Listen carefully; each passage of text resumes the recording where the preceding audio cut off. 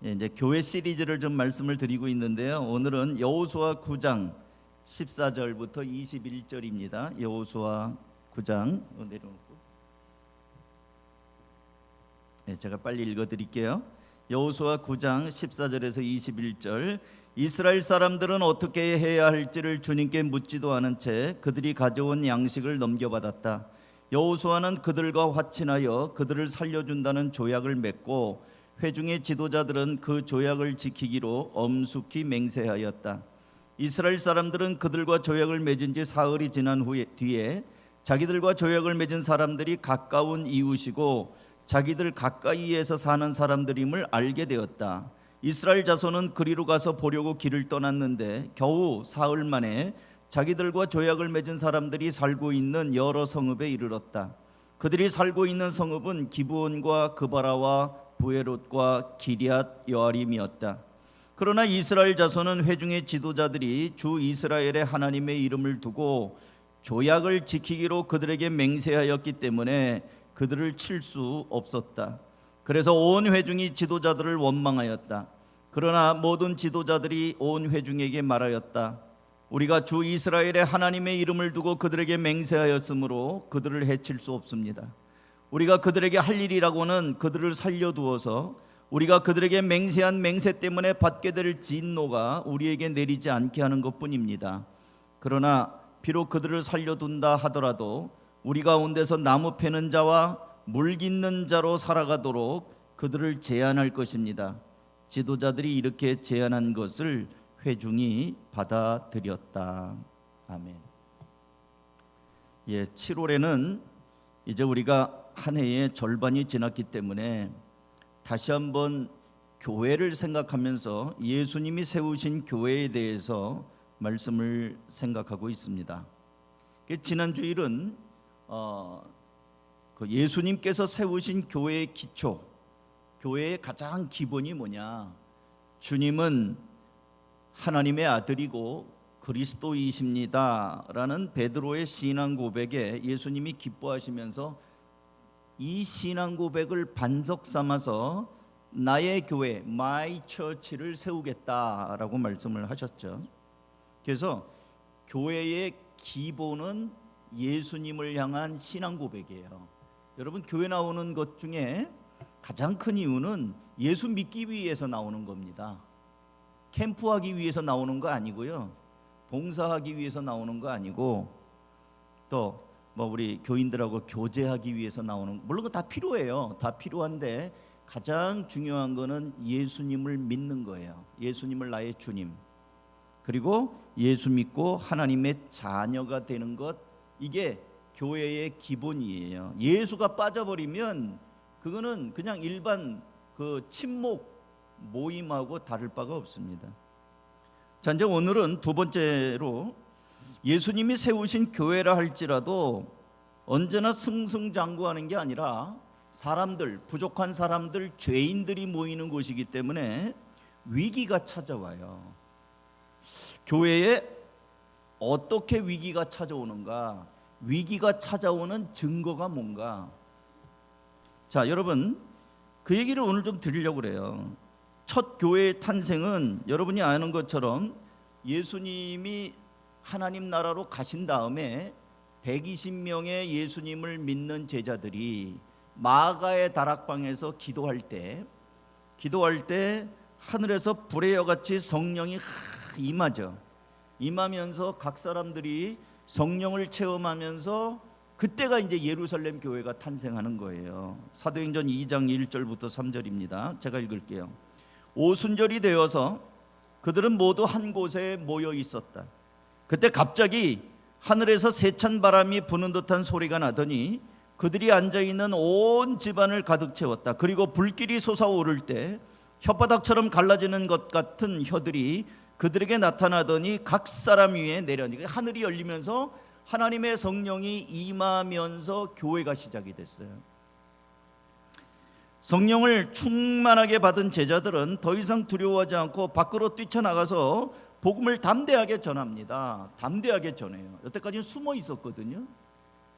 많은 사람들이 그 말씀을 듣고 마음의 찔림을 받고 죄를 고백하면서 예수님을 믿기로 결정하고 세례를 받습니다. 근데 놀라운 거는 그렇게 세례를 받은 사람들이 한두 명이 아니고요, 3,000명이나 돌아옵니다.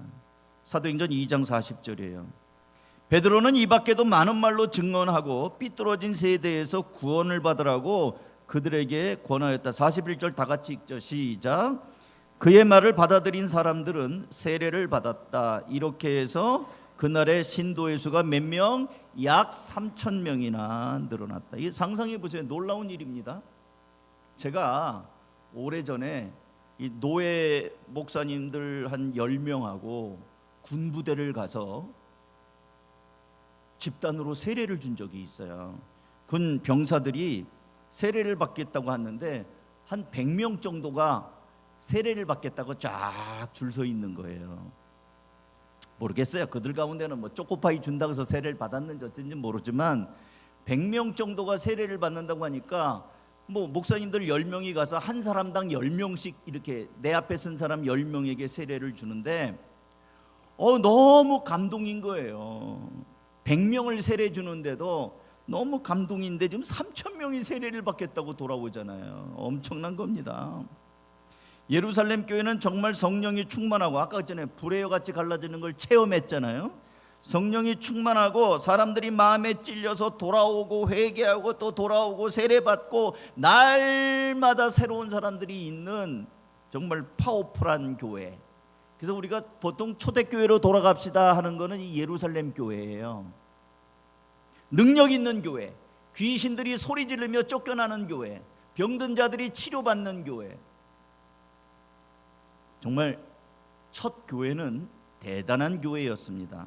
근데 이 교회에 위기가 찾아와요. 사도행전 6장 1절 같이 한번 읽어볼까요? 시작. 이 시기에 제자들이 점점 불어났다. 그런데 그리스 말을 하는 유대 사람들이 히브리 말을 하는 유대 사람들에게 어떻게 해요? 불평을 터뜨렸다. 그것은 자기네 과부들이 날마다 구워 음식을 나누어 받는 일에 소홀히 여김을 받기 때문이었다. 그러니까 예루살렘 교회에는 우리식으로 말하면요, 제일동포, 재미동포, 그 다음에 우리 토백이 딱 같이 있는 거예요. 근데 과부들이에요. 과부들은 남편이 없잖아요. 근데 남편이 없고 고향 땅으로 돌아왔어요. 우리 옛날에 제일동포 돌아왔잖아요. 돌아왔는데 이 어려운 과부들을 위해서 교인들이 헌금을 해가지고 음식을 준비해서 매일 교회에서 음식을 나눠주는데, 음식을 퍼주는데 가만히 보니까 왜 남의 떡이 커 보인단 말이 있잖아요. 내 접시를 보니까 비교가 되는 거야. 나는 고기 덩어리가 하나도 없는데 저 집은 고기가 이따만한 게 있네. 딱 보니까 나는 그리스에서 올라왔어요. 이방 지역에서 살다가 돌아왔어요. 근데 저건 토백이야. 그러니까 아이고 사람 차별하네. 에? 지들이 같은 말 한다고? 같은 패거리, 저건 충청도 댁인데 충청도 사람이 이거 밥을 퍼주는 거야. 그러니까 다 끼리끼리라고 더 많이 주네. 이래갖고 여러분 그냥 마음에 서운한 거예요. 게다가 한두 번이 아니에요. 그러다 보니까 처음에는 아주 사소하게 애게 나 조금 줬네, 쟤 많이 줬네. 에이 어쩌다 보니까 그럴 수 있거든. 이따 우리 배식할 때 한번 보세요. 우리는 각자 알아서 퍼먹으니까 그런 게 없겠네.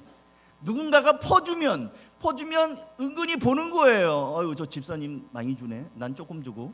집사라고 집사가 본을 보여야지 더 많이 가졌네. 뭐 이렇게 뭔가 이게 애 큰 게 어른이에요. 따라서 합니다. 애 큰 게 어른이다. 우리 속에 애들이 하나가 있어요. 그래갖고 사소한 거, 교회 안에서 형편이 어려운 과부들에게 음식을 나눠주고 돌보고 있는데 멀리 그리스 지역에서 돌아온 과부들이 차별을 받았다는 거예요. 밥 한 그릇 조금 적게 받은 거, 새치기 한 거. 이 우리 교회는 그렇지 않는데 그 큰 교회들은요, 이게 국수 먹는 교회들이 있어요. 큰 교회들은 국수 먹어요. 근데 국수는 빨리 먹어야지, 안 그러면 불거든. 근데 큰 교회는 줄도 길어. 근데 우리 잠깐 성가대 해야 되니까요, 또 먼저 먹고, 우리 오늘도 이따 새 가족 한 먼저 받을 거예요. 또 먼저 먹고.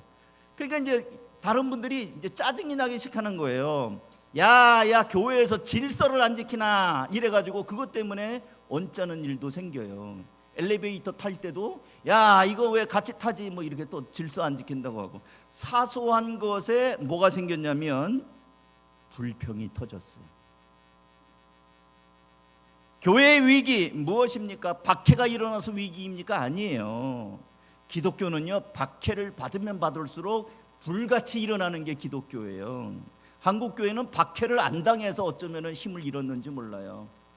옛날에 일제시대 때 박해당할 때는요, 더 신앙이 순수했어요. 물론 박해를 당하는 것도 위기이겠지만 예루살렘 교회의 위기는 그렇게 오지 않았어요. 교회가 표면적으로는 제자들이 더 불어났어요. 그러잖아요. 이 제자들이 점점 불어났다. 사람들이 많아지고 있고 부흥하고 있는데 무슨 문제가 생겼냐면 교회 안에서 원망과 불평이 나오는 거예요. 이게 위기예요. 한두 번 서운하다 보니까 자격지심이 생기고 원망이 생기고 불평이 생기고 얼굴이 붉어지고 말투가 거칠어지고 사람들의 마음에 균열이 생기기 시작했습니다. 교회 공동체의 위기는 같이 있는 이 성도들 간에 마음속에 원망과 불평이 생기기 시작하는 것. 오늘 우리가 읽은 여호수아서에도 같은 이야기가 있습니다. 우리 18절, 여호수아 18절 말씀 한번 볼까요? 같이 읽어요. 시작. 그러나 이스라엘 자손은 회중의 지도자들이 주 이스라엘의 하나님의 이름을 두고 조약을 지키기로 그들에게 맹세하였기 때문에 그들을 칠 수가 없었다. 그래서 어떻게 해요? 온 회중이 지도자들을 원망하였다. 이스라엘 백성들이 요단강을 건너 여리고를 함락시키고 아이성을 정복하고 계속 가나안 땅을 향하여 지금 진군해 나가고 있습니다. 하나님이 함께 하심으로 전쟁마다 승리하니까 이스라엘 백성들은 사기가 하늘 끝까지 올라갔어요.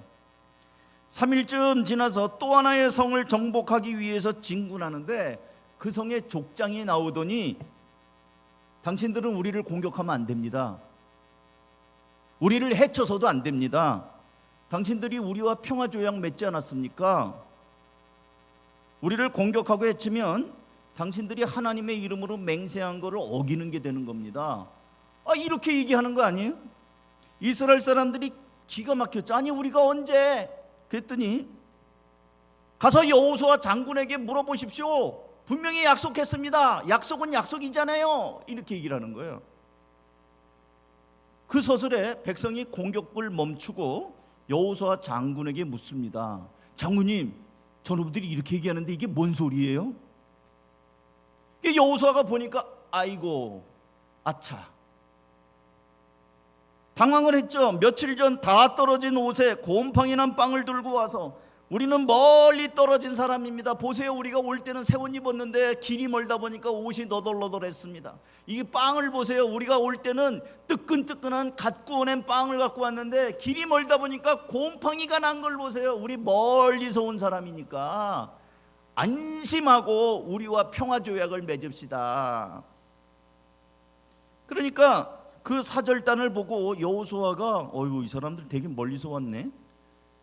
그래갖고 그래 알았어 하고 선심 쓰듯이 너희들을 해치지 않겠다고 약속을 덜커덕 맺었거든요.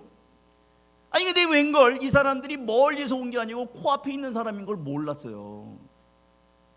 보기 좋게 쏘가 넘어간 거예요. 당황했죠. 약속은 약속인데 진짜 약속했거든. 그러니까 어쩔 수가 없는 거예요. 사람들은 원망합니다. 여러분, 모세가 죽은 다음에 이스라엘 백성들이 여호수아에게 뭐라고 했는지 아세요? 제가 읽어드릴게요.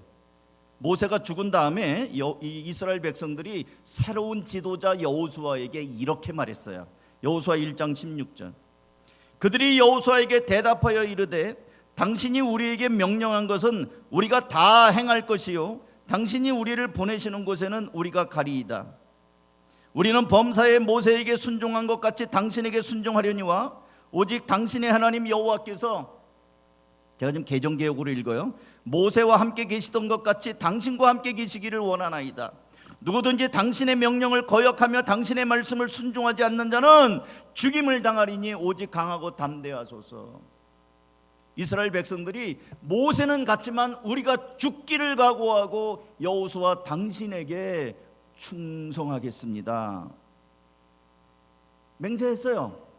백성들이 결기를 다졌어요. 여호수아 당신을 따르겠습니다. 모세를 따랐던 것처럼 우리도 당신을 따르겠고 누구든지 당신의 말을 어기는 사람은 그는 죽을 것입니다. 그러니 당신은 강하고 담대하십시오. 죽기를 각오하고 충성하겠던 사람들이 지금은 돌변해서 원망하고 있어요. 불평을 터뜨리고 있습니다. 여호수아는 한번 하나님의 이름으로 맺은 약속을 이제 와서 번복할 수는 없는 일이죠. 이스라엘 공동체를 이끄는 지도자인 여호수아가 이러지도 못하고 저러지도 못하는 정말 심각한 위기를 만나게 된 거죠. 이스라엘의 원망과 불평, 뭐 때문에 원망해요? 공격하려고 그랬는데 여기서 맥힌 거예요. 약속이다. 기브온 거민들이 당신들이 우리를 해치지 않기로 했잖아. 약속은 약속이야. 이러니까 공격하려고 하다가 여기서 덜커덕 전진을 못하는 거예요. 그러면 이 결정을 누가 했어요? 여호수아가 했죠. 이스라엘의 지도자가 했어요. 아까 읽었죠? 여호수아 9장 14절 같이 한번 읽어보세요. 9장 14절 시작. 다시 지금 막 띄웠네. 다시 읽어요. 시작. 이스라엘 사람들은 어떻게 해야 할지를 주님께 묻지도 않은 채 그들이 가지고 온 양식을 넘겨받았다. 여호수아는 그들과 화친하여 그들을 살려준다는 조약을 맺고 회중의 지도자들은 그 조약을 지키기로 엄숙히 맹세. 약속을 했는데 이 약속의 문제가 뭐냐면 뭐예요?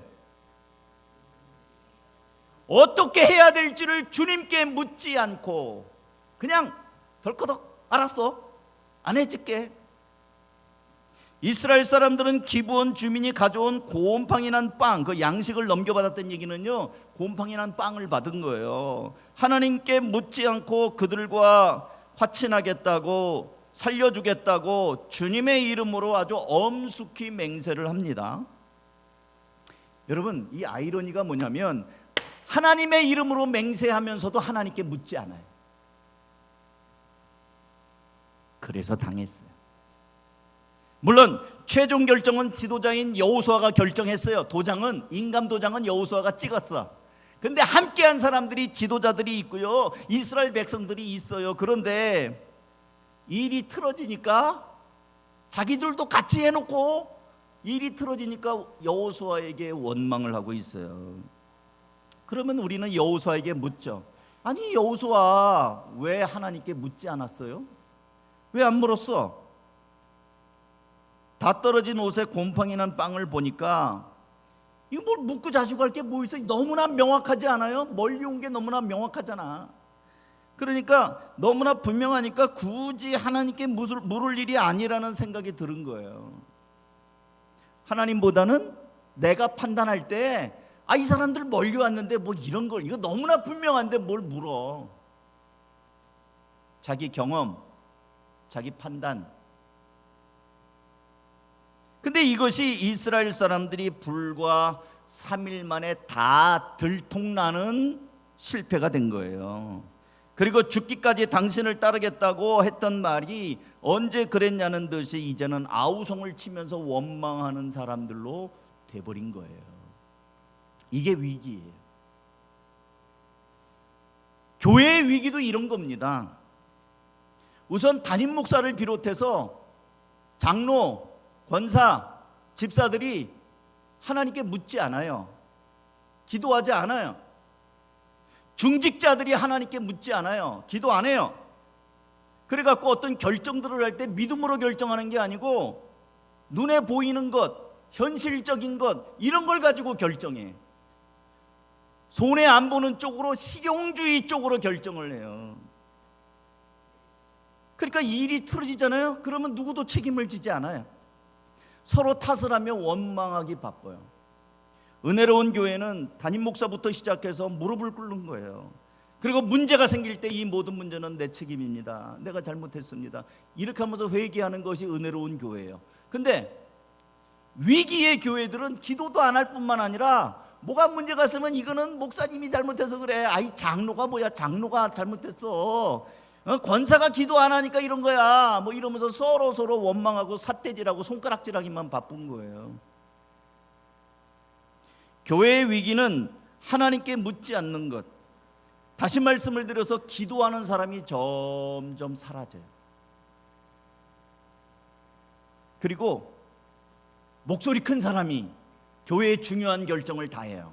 기도하지 않았는데 목소리가 커. 기도하지 않았는데 힘이 세. 그런 사람들이 교회를 좌우해요. 그렇게 되면 교회는 위기가 되는 거예요. 다시 예루살렘 교회로 가겠습니다. 교회 안에서 원망과 불평이 터져 나오는 걸 본 12 사도들, 제자들은 이것을 아이고 그 뭐 밥 먹는 거 같고 그래. 아유 그거 좀 뭐 덜 먹으면 어떠냐. 아이 괜찮아, 당신 좀 참어. 괜찮아. 내가 다음에 얘기할게. 좀 더 주라고 얘기할게. 우리는 대개 이렇게 해요. 뭔가 이거 아유 저 집사님이 밥을 나 조금 줬어요. 저 누구 차별해. 그러면 아유 그래 좀 당신 좀 참어. 당신이 조금만 참아. 내가 가서 얘기할게. 이래 갖고 다독이는 걸로 한단 말이에요. 근데 12 사도들은 이런 걸 가지고, 원망이 나오는 걸 가지고 그런 식으로 해결하지 않습니다. 즉각적으로 모든 교인들을 모읍니다. 전 교인을 다 모아요. 사도행전 6장 2절입니다. 제가 읽을게요. 그래서 12 사도가 제자들을 모두 불러놓고 말하였다. 다 불러서 말해요. 우리가 하나님의 말씀을 전하는 일은 제쳐놓고서 음식 베푸는 일에 힘쓰는 것은 좋지 못합니다. 상황을 얘기하는 거예요. 지금 우리가 그동안 음식 가지고 지금 이러고 있었다. 우리가 하나님 말씀을 전해야 되는데 음식 가지고 이러고 있었다. 우선순위가 잘못됐다는 거예요. 그러니 3절, 형제자매 여러분, 신망이 있고 성령과 지혜가 충만한 사람 7을 여러분 가운데서 뽑으십시오. 이제 집사를 뽑는 거예요. 그러면 그들에게 이 일을 맡기고 우리는 기도하는 일과 말씀 섬기는 일에 헌신하겠습니다. 이 원망과 불평은 우리가 기도를 안 했구나. 하나님께 여쭙지를 않았구나. 말씀 전하는 이 우선순위를 우리는 밤낮 놔주는 일에 힘을 썼구나. 이거 우선순위가 잘못됐구나. 12 사도들은 원망과 불평하는 사람들 앞에서 변명하지 않습니다. 잘못된 것을 그냥 인정해요. 오히려 사도들로서 하나님의 말씀을 전하는 일, 기도하는 일에 소홀히 했음을 인정합니다. 그리고 다시금 자기 자신부터 기도하는 일과 말씀을 섬기는 일에 헌신하겠다고 결단합니다. 또 이런 일을 위해서 성령과 지혜가 충만한 사람, 신망받는 사람 7명을 택해서 역할 분담을 하게 합니다. 그 결과 어떻게 됐습니까? 원망과 불평이 사라지고 오히려 더욱 건강하게 성장하는 교회가 됩니다. 사도행전 6장 7절입니다. 다 같이 읽어요. 시작. 하나님의 말씀이 계속 퍼져나가서 예루살렘에 있는 제자들의 수가 부쩍 늘어가고 제사장들 가운데서도 이 믿음에 순종하는 사람이 많았다. 사랑하는 성도 여러분, 질문이 없으면 답도 없어요. 묻지 않으면 답도 없습니다. 하나님께 묻지 않으면 하나님으로부터 응답이 없어요. 여러분, 하나님의 지혜를 힘입기 원하십니까? 그러면 하나님께 여쭈십시오. 여호수아와 이스라엘 백성들이 하나님과 의논하며 하나님과 동행했다면 기브온 거민들이 가지고 온 이 곰팡이 난 빵, 너덜너덜한 옷, 다 떨어진 신발, 그런 걸 보면서 당신들과 우리가 멀리 떨어져 있으니까 화친합시다. 그럴 때 여호수아가 만약에 한 번이라도 하나님, 이 사람들이 이렇게 하는데 제가 어떻게 대답하면 좋을까요? 라고 물었더라면 속임당하지 않는 하나님께서 가만히 계셨겠습니까? 그놈들 속아 넘어가지 마라, 요놈들 가까이 있는 사람들이다 일러주셨을 거예요. 근데 여호수아가 묻지 않았어요. 그냥 덜커덕 알았어, 해줄게. 이 교만이에요. 기도하지 않는 사람들은 자신감이 충만한 거예요. 알았어, 내가 알아서 할게. 이 정도는 내가 하지 뭐. 자기 머리, 자기 재주, 자기 지식. 여호수아와 이스라엘 백성들이 하나님께 묻고 주여 올라갈까요? 어떻게 할까요? 하나님이 직접 하실 때는 언제나 승리했습니다. 그런데 묻지 않으니까 당장 넘어가 버리잖아요. 이스라엘 백성들이 여리고성의 싸움을 위해서는 하나님께 열심히 기도했고 하나님께 어떻게 해야 될지를 여쭈었어요. 가나안의 첫 성이니까 얼마나 두려웠겠어요. 그렇게 물으니까 하나님이 한 바퀴씩 돌아라, 7째 날에는 7바퀴 돌아라, 그리고 함성 질러라. 그랬더니 와르르 하고 무너지지 않았습니까? 하나님의 지시가 있었어요. 아이성에서는 왜 깨졌어요? 지난번에 봤죠? 에게 그 조그만 성 많이 올라갈 필요 없어요. 2, 3천 명만 보내세요. 그랬다가 그냥 깨지고 돌아온 거 아니에요? 그 다음에 하나님이 다 올라가라, 매복해라, 그렇게 하고 이긴 거 아닙니까? 하나님의 작전으로 이겼어요. 그런데 오늘 어떤 사람들이 남루한 행색으로 찾아와서 우리는 빵이 말라 곰팡이가 나고 신발이 해질 정도로 멀리 사는 사람들인데 당신들이 두려워서 먼 길을 마다하지 않고 왔다고 화친을 요청하니까 어떻게 하면 좋을지 단 한 번도 묻지 않고 결정을 합니다. 그래서 원망이 생겨요. 그래서 리더십이 흔들려요. 그래서 여호수아 당신에게 죽기를 맹세하고 충성하겠노라고 한 사람들이 원망이 터져 나오고 이게 뭐냐고, 지도자가 똑바로 하라고, 이런 소리가 막 나오는 거예요. 이게 위기예요. 교회의 위기도 같아요. 기도하지 않으면 위기입니다. 사랑하는 성도 여러분, 지금 이 시대는 저마다 자기의 유익을 구하며 사는 실용주의 시대예요. 여러분 비즈니스 다 하잖아요. 직장을 다니기도 하고 자기가 사업장을 운영하기도 해요. 왜 하죠? 돈 벌려고 하죠.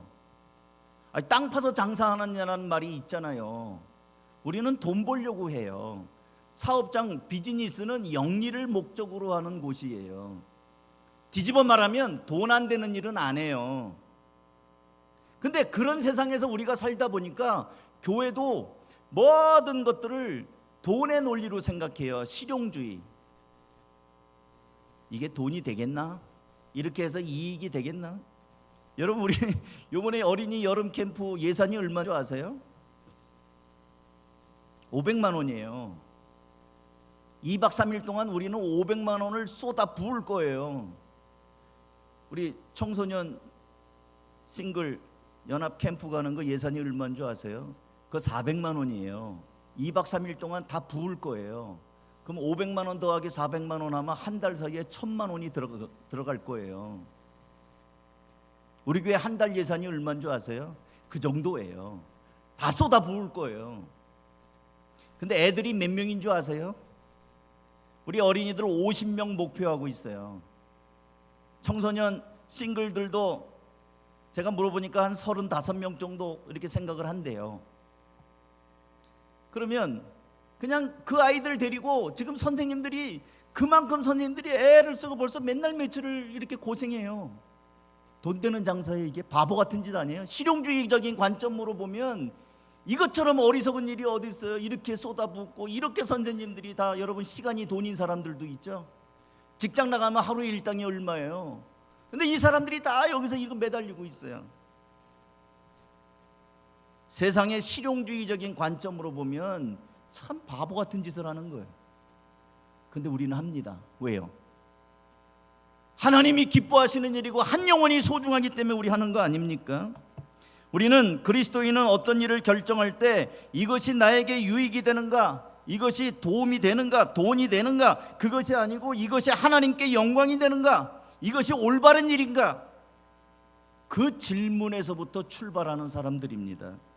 그래서 이것이 실속이 있나, 유익한가, 쓸모가 있는가 아닌가, 그게 아니라 과연 하나님이 기뻐하시는가, 이 일이 하나님의 기쁨이 되는가, 그렇다면 해야지, 돈이 들어가도 해야지. 그게 우리 믿는 사람들, 이게 교회가 하는 일인 거예요. 오늘 여호수아는 이것을 놓쳤어요.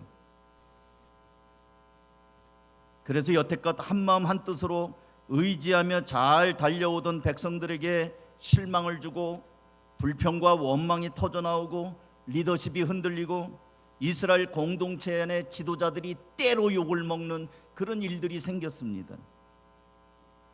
반면에 사도행전의 예루살렘 교회 12사도들은 똑같이 원망과 불평이 터져 나올 때 민감하게 반응합니다. 이건 우리가 기도하지 않아서 그런 거다. 우리가 말씀 전하는 자들로 이 우선순위가 바뀌었다. 이거 우리가 할 일이 아니다. 신망을 받는 사람들, 성령과 지혜가 충만한 사람들 7명을 택하고 우리는 기도하는 일에 말씀을 전하는 일에 힘쓰겠다. 원점으로 돌아갔습니다. 그래서 해결이 됐어요. 사랑하는 성도 여러분, 아직 늦지 않았습니다. 교회의 위기를 우리가 알았어요. 이런 경우에 역사를 보니까 이런 경우에 교회 공동체, 이스라엘 공동체에 위기가 오는구나. 하나님께 묻지 않으면 문제가 생기는구나. 그렇다고 한다면 여러분, 담임 목사만 물어야 되나요? 담임 목사만 하나님 앞에 엎드려 물어야 될까요? 장로님들만 물어야 될까요? 아니에요. 여러분, 우리 하나님 앞에 좀 같이 엎드려야 되지 않겠습니까? 하나님께 묻는 사람이 적어도 한 명은 있어야 되지 않겠어요? 목사님이 혹시 잘못된다 할지라도 하나님께 엎드려서 하나님 어떻게 하면 좋겠습니까? 하고 묻는 청년들이 좀 있어야 되지 않겠습니까? 연세 많은 분이 있어야 되지 않겠습니까? 교회에 한 사람 한 사람 이렇게 엎드릴 때, 엎드리면서 하나님 어떻게 하면 좋을까요? 라고 할 때 이 교회는 위기가 아니라 사도행전 6장 7절에 나오는 것처럼 허다한 제사장들도 그 앞에 무릎을 꿇어 굴복하듯이 돌아오는 일, 하나님의 역사가 일어날 것입니다. 바라기는 나부터, 나 한 사람부터 하나님 앞에 묻는 사람이 되어서 교회의 위기가 아니라 교회가 다시 한번 일어나는 일에 밑거름이 되어 주시기를, 하늘의 미랄이 되어 주시기를 주님의 이름으로 축복합니다. 기도하겠습니다. 사랑하는 성도 여러분, 저는 예루살렘 교회의 위기와 여호수아 가나안 정복하러 나아간 이스라엘 공동체의 위기가 같은 맥락이라고 비교해서 말씀드렸습니다. 그것은 원망과 불평이고 서로를 향한 탓이었습니다. 그런데 예루살렘 교회는 이것을 하나님 앞에 무릎을 꿇음으로 해결했습니다. 이스라엘 공동체는 묻지 않음으로 일어난 위기였습니다.